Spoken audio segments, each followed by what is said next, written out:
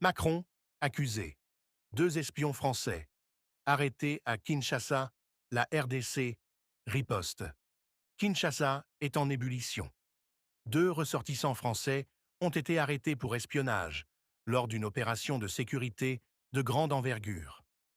Cette affaire explosive révèle une vérité dérangeante. La France de Macron aurait franchi la ligne rouge en infiltrant des agents sur le sol congolais.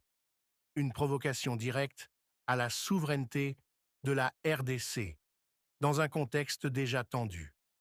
Voici l'analyse complète d'une tentative d'ingérence déguisée qui pourrait bien changer les rapports entre Paris et Kinshasa.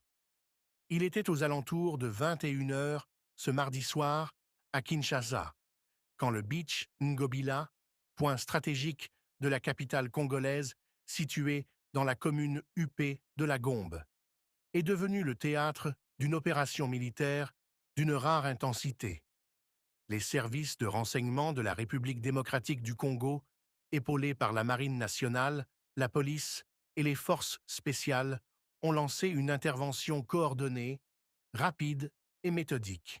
L'objectif: localiser et sécuriser une valise satellitaire suspecte et identifier des éléments infiltrés soupçonnés de participer à une opération d'espionnage.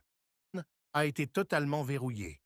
Pendant près de 8 heures, aucune circulation, ni terrestre ni fluviale, n'a été autorisée.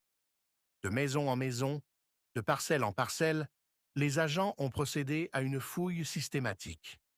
La scène aurait pu paraître excessive à première vue, si ce n'était l'enjeu réel de cette opération: défendre la souveraineté d'un État africain trop longtemps piétiné par les puissances étrangères. Et les résultats ont été sans appel. Plusieurs arrestations ont eu lieu, dont deux ont immédiatement capté l'attention.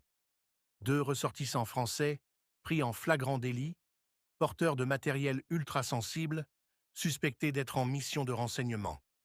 C'est ici que commence une affaire grave, à la portée diplomatique majeure, car il ne s'agit pas de simples touristes égarés.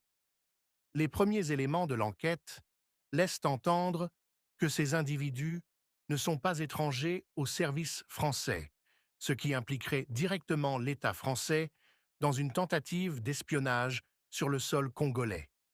Une ligne rouge, claire, nette, que la France d'Emmanuel Macron vient de franchir, au mépris des principes élémentaires du droit international et du respect des États africains.